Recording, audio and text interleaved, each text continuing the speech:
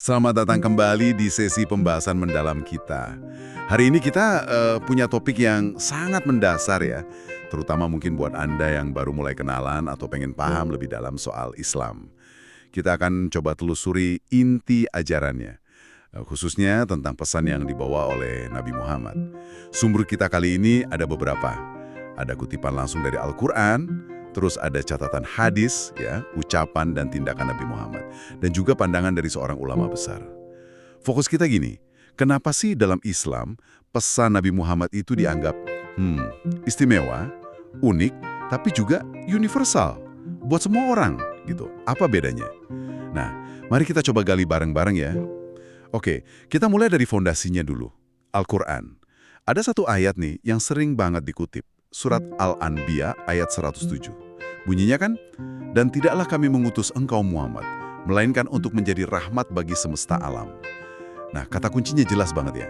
Rahmat bagi semesta alam. Bukan cuma buat satu bangsa atau zaman. Gimana kita memaknainya ini? Itu penekanannya di alamin atau semesta alam. Ini secara jelas membedakan misi Nabi Muhammad dengan nabi-nabi sebelumnya dalam tradisi Ibrahimik ya, yang kan seringnya diutus spesifik untuk kaum atau bangsa tertentu aja. Implikasinya jadi luas banget. Ayat ini menegaskan kalau ajaran Nabi Muhammad itu nggak dibatasi geografi, suku, atau waktu. Pesannya buat seluruh umat manusia. Bahkan ada tafsir yang bilang wah ini sampai seluruh ciptaan, alam semesta gitu. Dan inti dari pesan universal ini yaitu tadi, rahmat, kasih sayang, belas kasihan, kebaikan. Jadi Al-Quran sendiri yang meletakkan dasar klaim universalisitas ini dengan rahmat sebagai intisarinya. Jadi ini kayak semacam deklarasi visi dari Islam itu sendiri ya, bahwa hadirnya itu memang niatnya jadi sumber kebaikan universal. Bukan cuma buat kelompok tertentu di masa lalu. Wah, ini klaim yang cukup besar ya. Betul. Ini titik tolak teologis yang penting sekali. Ini membentuk cara Islam memandang dirinya sendiri dan perannya di dunia. Bukan sebagai agama, katakanlah kesukuan atau regional, tapi yaitu pesan global. Relevan di mana aja, kapan aja. Konsep rahmat ini juga jadi kayak, tolak ukur etis yang fundamental dalam ajaran Islam. Oke, itu gambaran besarnya dari Al-Quran. Nah sekarang, gimana Nabi Muhammad sendiri menjelaskan atau menunjukkan keunikan perannya? Kita punya sumber kedua nih, sebuah hadis. Catatan perkataan beliau yang diriwayatkan Imam Muslim. Sangat terpercaya ya. Dalam hadis ini, Nabi Muhammad bilang, "Aku diberi 5 perkara yang tidak diberikan kepada seorang nabi pun sebelumku." Wah, ini menarik nih. Ada pengakuan soal kekhususan. Apa aja tuh 5 hal itu? Bisa dijelaskan? Tentu, kelima hal ini dalam tradisi Islam sering disebutnya khosyaish, kekhususan Nabi Muhammad lah gitu. Ini poin-poin yang diyakini membedakan beliau dan misinya. Coba kita lihat satu-satu ya. Pertama, beliau bilang dijadikan untukku bumi sebagai tempat sholat dan alat bersuci. Ini implikasinya praktis banget loh. Artinya, umat Islam bisa sholat di mana aja di muka bumi. Nggak harus di katakanlah bangunan khusus kayak sinagog atau kuil. Terus kalau nggak ada air buat wudhu, nah ini bisa pakai debu atau tanah bersih. Namanya tayamum. Ini kan kemudahan luar biasa ya, apalagi buat penyebaran Islam ke berbagai wilayah.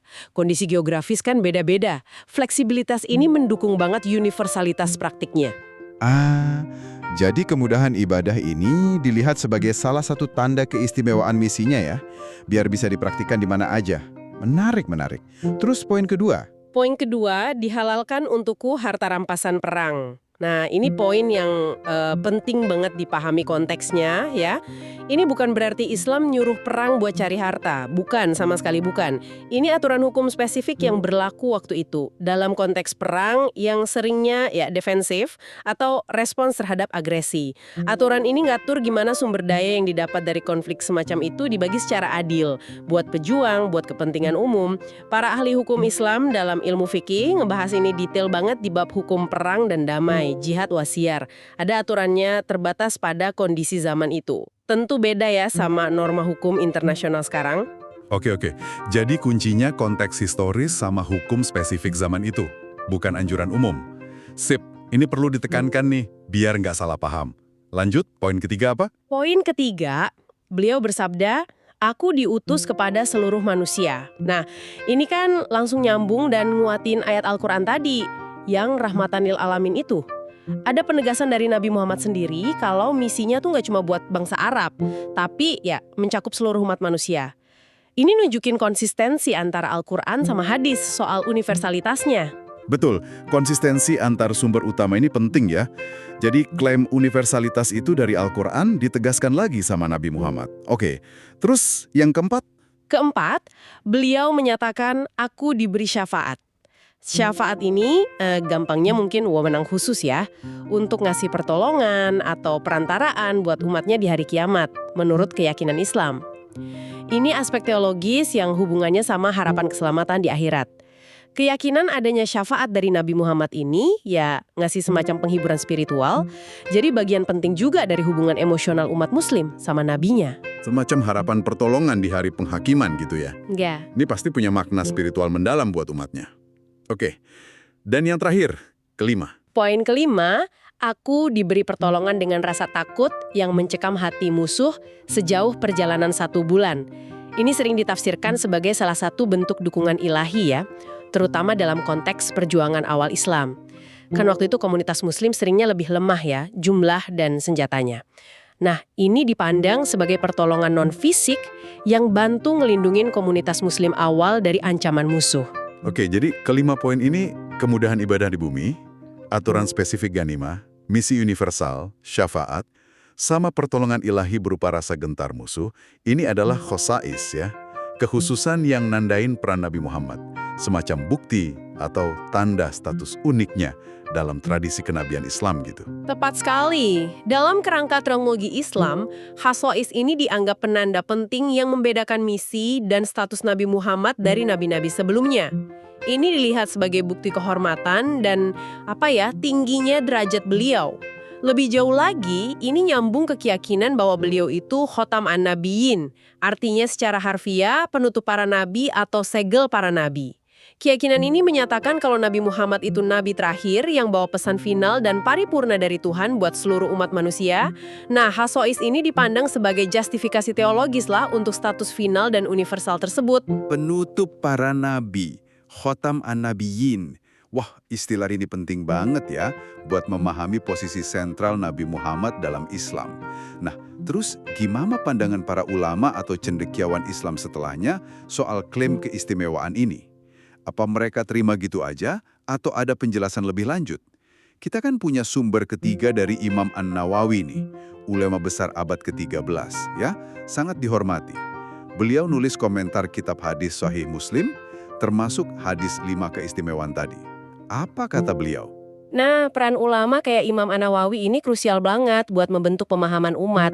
Dalam penjelasannya atau syarhnya atas hadis itu, Imam An-Nawawi secara tegas bilang kalau kelima hal itu memang benar-benar kekhususan, khasyais, diberikan ke Nabi Muhammad dan nggak ke nabi-nabi sebelumnya.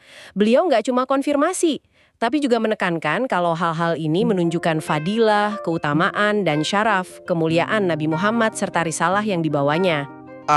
Oke. Jadi bukan sekedar konfirmasi ya, tapi ada penekanan signifikansinya sebagai tanda keutamaan dan kemuliaan. Ini kayak ngasih stempel akademis atau teologis gitu ya, bahwa ini bukan daftar biasa aja. Benar banget. Komentar Imam An-Nawawi ini ngasih bobot dan legitimasi lah pada pemahaman bahwa khasyais ini tanda-tanda jelas keagungan misi Nabi Muhammad. Ini juga nunjukin gimana tradisi keilmuan Islam itu bekerja. Teks-teks primer, Al-Quran dan hadis itu terus dikaji, ditafsirkan, dijelaskan sama generasi ulama berikutnya. Penjelasan kayak dari Imam An-Nawawi ini bantu ngebentuk konsensus keilmuan, ijma, atau paling nggak pemahaman yang mapan lah, diterima luas di kalangan umat Islam soal status nabi mereka. Jadi bukan sekedar opini pribadi ya, tapi bagian dari warisan intelektual Islam. Jadi kita lihat ada benang merah yang kuat ya di sini. Al-Quran naruh fondasi universalitas, rahmat bagi semesta alam, hadis ngasih detail spesifik keunikan peran Nabi Muhammad, 5 khosyais itu. Dan ulama terkemuka kayak Imam An-Nawawi mengkonfirmasi plus menggarisbawahi signifikansi teologisnya. Semuanya mengerucut ke gagasan, pesan Islam itu universal dan dibawa oleh utusan dengan status final dan istimewa. Nah, sekarang kita coba tarik relevansinya. Buat Anda yang lagi dengerin ini, mungkin sebagai langkah awal memahami Islam, apa artinya ini semua? Kenapa sih penting tahu soal rahmat bagi semesta alam dan kekhususan Nabi Muhammad ini? Ini fundamental banget karena nyangkut identitas diri Islam itu sendiri. Pertama, paham konsep rahmatan lil alamin, bantu Anda ngerti kalau Islam ya setidaknya dari sisi ajarannya, ngelihat dirinya sebagai agama yang bawa pesan positif, relevan buat semua orang, lintas budaya, etnis, waktu. Inti pesannya kasih sayang, kebaikan, ini wajah yang pengen ditampilin Islam ke dunia lah. Kedua, paham konsep hasyais dan status Nabi Muhammad sebagai khatam an-nabiyyin, penutup para nabi, itu kunci buat ngerti kenapa beliau posisinya sentral banget dalam keyakinan dan praktek muslim. Bagi umat Islam, beliau bukan cuma nabi biasa, tapi nabi terakhir, pembawa wahyu final, sekaligus jadi teladan utama, uswatun hasanah dalam ngejalanin hidup. Keistimewaan-keistimewaan tadi, dari sudut pandang internal Islam ya, itu bukti-bukti teologis atas status unik dan final ini. Tanpa paham sentralitas Nabi Muhammad, agak susah ya memahami Islam secara utuh. Jadi, tahu dua pilar ini, universalitas pesan rahmat sama keunikan status Nabi Muhammad, ibaratnya kayak dapat peta dasar gitu ya, buat memahami lanskap keyakinan Islam. Ini bantu nempatin Islam dalam konteks spiritualitas global. Paling nggak dari cara Islam mengenali dirinya sendiri. Tepat, ini fondasi gimana Islam memahami misinya dan nabinya. Tentu saja, sejarah panjang umat Islam nunjukin gimana idealisme rahmat bagi semesta alam ini diterjemahin. Dan kadang ditantang juga dalam praktek nyata. Itu diskusi lain lagi yang kompleks ya. Tapi memahami titik awal teologis ini, visi universalitas dan keunikan Nabi Muhammad krusial banget buat percakapan yang lebih dalam tentang Islam. Baik, ini dia penelusuran kita soal beberapa aspek paling dasar terkait Nabi Muhammad dan pesannya dalam Islam, berdasarkan sumber-sumber primer dan komentar ulama yang tadi Anda sampaikan. Semoga paparan ini ngasih gambaran awal yang lebih jelas ya, terutama buat Anda yang baru mulai perjalanan mengenal Islam. Perlu diingat juga ya, setiap poin yang kita sentuh tadi, makna rahmatan lil alamin, konteks gonimah, signifikansi syafaat, dan lainnya, itu punya kedalaman teologis, historis, interpretatif yang jauh lebih kaya lagi. Tapi inti yang bisa diambil yaitu tadi, melihat gimana Al-Quran, hadis, dan tradisi tafsir ulama itu saling terkait.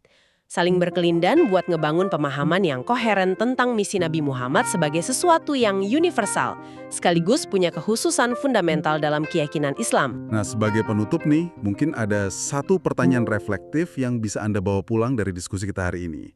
Mengingat dunia kita sekarang kan kompleks dan beragam banget ya. Bagaimana gagasan yang udah 14 abad ini tentang rahmat bagi semesta alam, kasih sayang buat seluruh ciptaan, bisa kita maknai. Dan mungkin wujudkan dalam tindakan nyata di lingkungan kita masing-masing. Ini pertanyaan terbuka sih, melampaui teks yang kita bahas, untuk direnungkan lebih lanjut. Terima kasih sudah menyimak pembahasan mendalam kali ini. Sampai jumpa di kesempatan berikutnya.